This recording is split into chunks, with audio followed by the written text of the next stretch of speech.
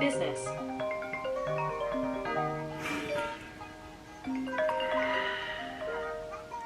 Hello.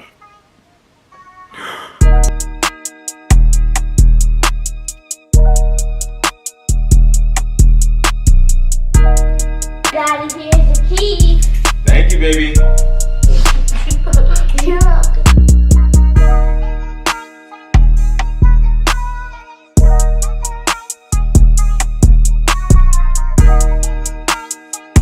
What's up, everybody? You already Schnago. It's your boy B back with another video. Thank you guys so much for watching. I appreciate and love you all. If you don't know who I am, my name is Brandon Jones and I specialize in helping you make an extra income. Guys, we are here to talk about something that I've been itching to talk about for the longest because I get a lot of DMs about this, and it is, what should I be checking when I'm buying phones?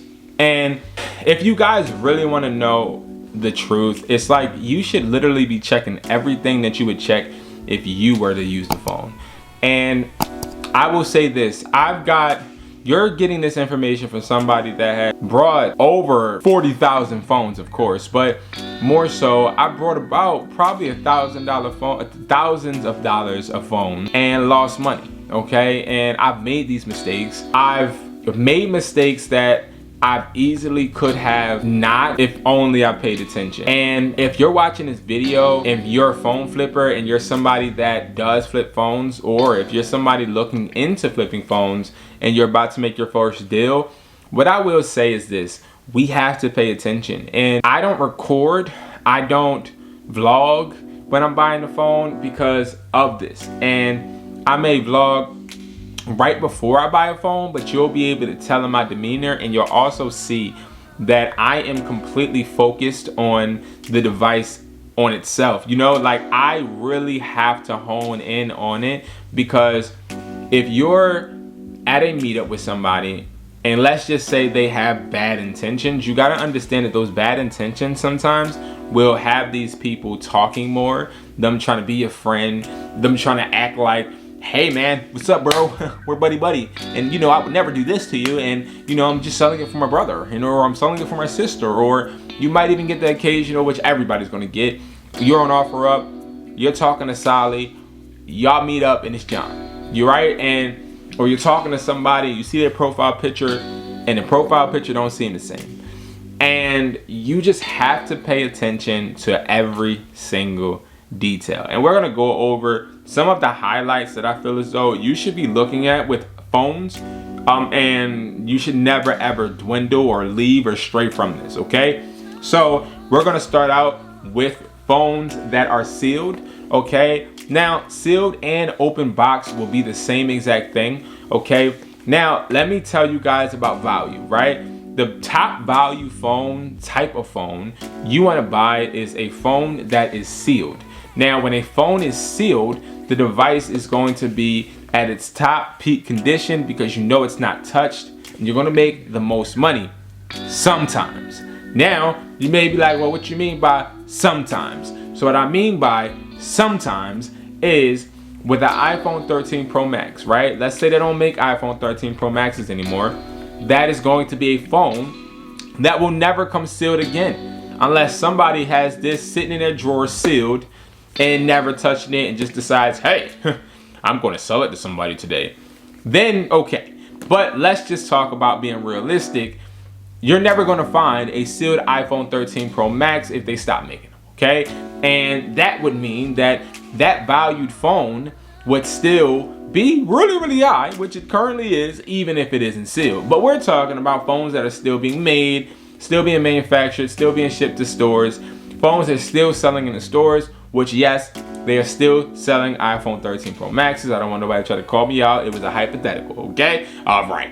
Now, when it comes to a sealed phone, this is the easiest device to check, because what you need to do is you need to make sure prior to meeting up with the person, you always ask for the IMEI. I don't want to have to say it again, but I'm going to say it again for the people in the back, okay? For you, and you, make sure you ask for the IMEI. Me personally, if you do not give me the IMEI, I am 20% not, like I would say 80% actually, not gonna meet up with you, okay?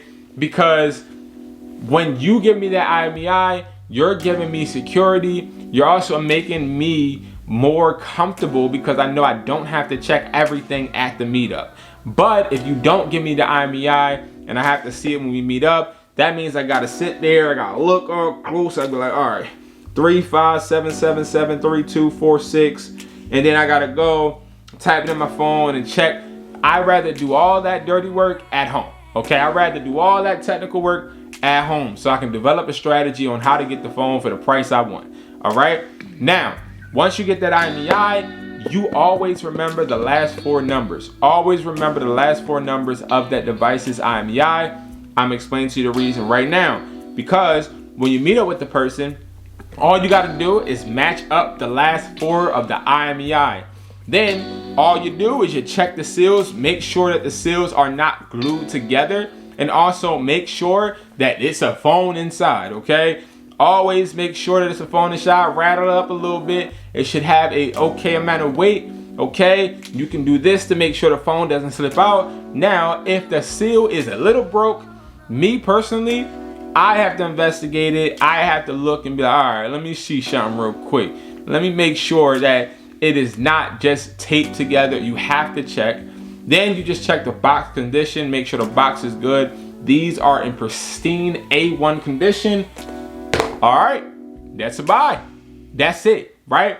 But when we're talking about devices that are not sealed, okay? Devices that are not sealed, take this iPhone 11, okay? The first thing I'm going to do is turn it on, and then I'm going to look at the cosmetics. So what I do is I like to look at the charging port. I like to look at the batteries. If I see glue, I don't know if y'all can see this. If I see glue, it's glue hanging out right here. That means the screen was replaced, okay? Now, a screen being replaced is going to definitely be a deduction, around a $30 to $100 deduction every single time. But I'm looking to see if there's any glue sticking out of the screen to see if it was a replacement. Then I'm going to look at the charging port. The charging port should not have any dust in it, and if it does, I need to get that cleaned out, making sure that the screws are in the bottom of the phone. A lot of people buy used phones and they are refurbished, or they've been fixed by Ron, John, and Harry at the repair store, and they lost the screw and they didn't put the screw in, so it's only one screw inside, which means if this phone goes into a toilet or whatever, it is going to get water damage even faster. All right, so making sure that we are making all the screws a priority. Next, I'm going to look at the camera. Cameras are very important. I'll say this again for everybody in the back. Cameras are very important. The reason is because nobody wants to pay for a repair, right? And these are the most looked over things out there. The camera. All right, so make sure the camera glass is on. Make sure that the flash is good. Make sure that everything as far as scratches are noticed, okay, and noted and said and talked about, okay? This phone is in pristine condition, but this phone has a screen replacement, okay?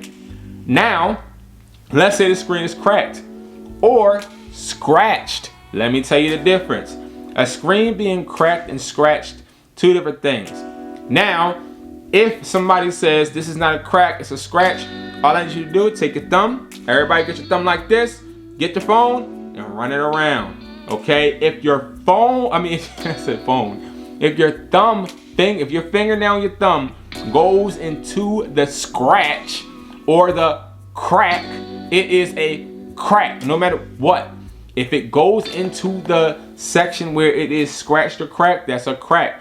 If it doesn't, that is a scratch. 2 different things. Phone screens don't have to be cracked just by you dropping it.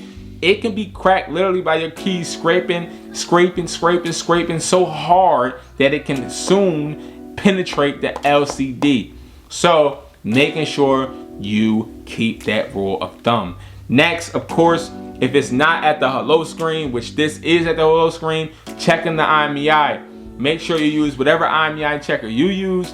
On our Phone Flipping Academy, I tell you guys the best IMEI checker out there, the best, I'll repeat it for everybody in the room. In the Phone Flipping Academy, I tell you the best IMEI checker And it also, I just found out from my private community, which you could join down low, it also gives you access to unlocking phones, okay? So this is something you want to check, is the IMEI. But even if it's on the hello screen, you can always go and you can check it just by hitting the I at the bottom of the screen. Now, furthermore, okay, even if it's at the hello, me personally, I go through the whole phone and set it up. And then I erase it, of course, but I want to make sure there's no iCloud. The phone can be at the hello section and still have an iCloud on it. And I'm telling you guys, you don't want that. So make sure you are holding yourself accountable to checking every single phone that you buy. Make sure if it is reset that you set it up in front of that person. I don't care if it takes an hour. Set it up in front of that person and make sure there's no lock on there, okay? Especially for iPhones, but also Androids too, because people done got me with those as well. All right, so make sure you guys are being smart, using these techniques to make sure you're not got and you make the most money. All right, guys, so thank you so much for watching, and I'll catch you guys in the next video. Peace.